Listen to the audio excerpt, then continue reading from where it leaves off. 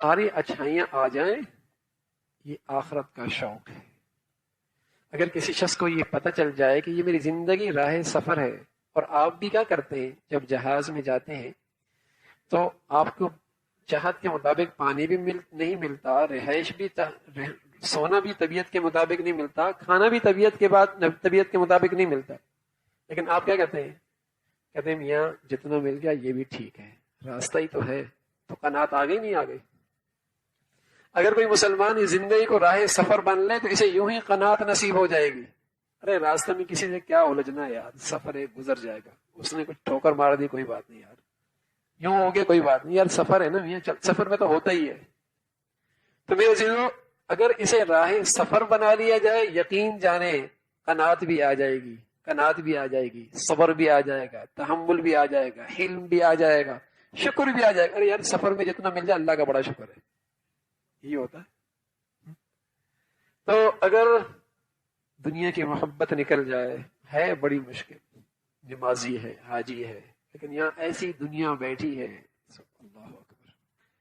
دنیا کی محبت پیسے کا نام نہیں ہے، جاہ، شہرت، واہ واہ، نام، عہدہ، منصب، پیسہ، یہ سب دنیا کی محبت ہے، اور اس مرض کے ساتھ ساری بد اخلاقیاں ساتھ ساتھ ہیں، ساتھ ساتھ ہیں۔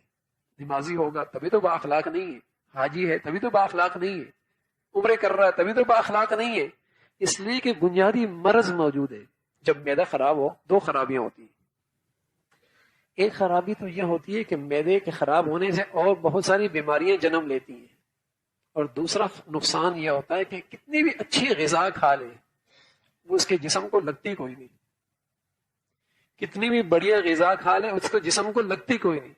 قسم خدا کی دنیا کی محبت یہاں لگے گی تبھی تو یہ عبادتیں بھی ہمارے روحانی زندگی کو لگتی نہیں ہیں۔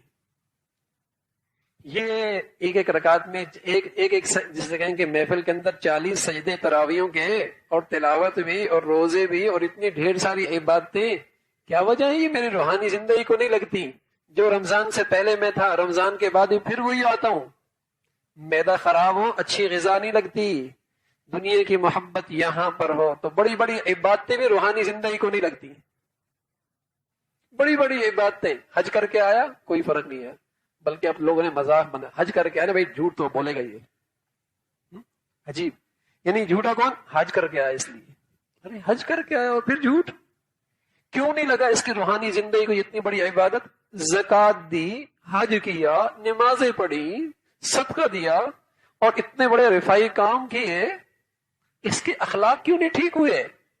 ارے میاں یہاں مرض ہے، بیماری ہے، حب دنیا، دنیا کا مرض ہے، جس کی وجہ سے بڑی بڑی روحانی غذائیں اسے لگ ہی نہیں رہی، اس کے جسم کو نہیں لگ رہی، روحانی زندگی کو نہیں لگ رہی۔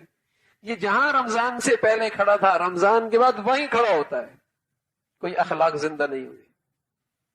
تو میرے عزیزو، یہ بڑا مرض ہے، حب الدنیا رأس کل خطیہ، بڑا مرض ہے، لیکن بدقسمتی سے اتنا بڑا مرض ہے، لیکن آج اس مرض کو نظر انداز بھی بہت کیا ہوا ہے، اسے مرض سمجھا بھی نہیں جاتا کہ یہ بھی کوئی مرض ہے، حالانکہ ساری بیماریوں کی بنیاد میرے نبی نے بتائی